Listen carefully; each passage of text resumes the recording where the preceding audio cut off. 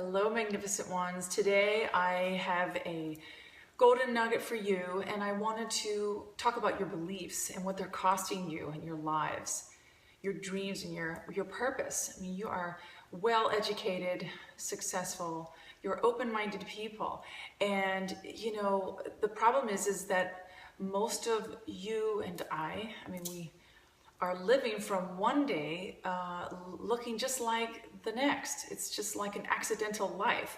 And that's not where we want to be. That's not where we want to go.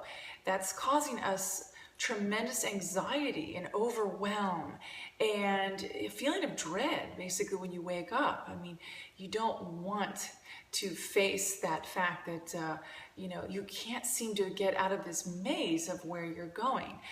And I just wanted to bring this one fascinating study to your awareness. There is, some of you may know about this famous flea study that happened where some scientists took some fleas where they put into a box with a glass lid, and the fleas were trying to escape, and of course they were not able to escape past the glass ceiling. So what the scientists did is, over time, they took the glass lid off, because the fleas then trained themselves to not jump over that perimeter. So when they took the glass lid off of the box, the fleas in fact never did escape. They stayed within that box or parameter, if you will, and communicating to each other, and they sort of knew within the context of the box. So it's an analogy, a good analogy for ourselves, because once we get bumped or knocked, so to speak, how many times do we venture outward again? How many times will we tumble along the crystal stream, as Richard Bach so beautifully said in his book and memoirs?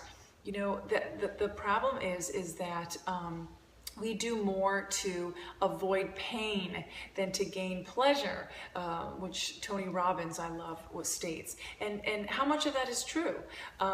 We are either doing one of two things. We're either going forward into new territory or backward into safety. So we're either going forward into our dreams or backward into safety and security.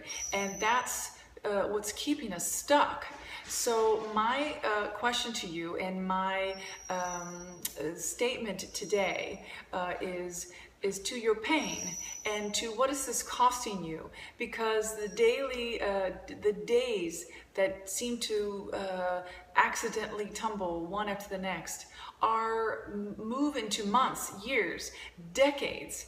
And when you ask the dying, there was a book called Regrets of the Dying. When you ask the dying what is their biggest regret, it is not what they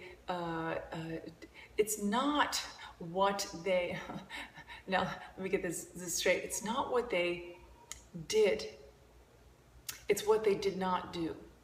They didn't sit there and say, well, I regret I climbed the fence and got wasted that one night, or whatever. I mean, whatever.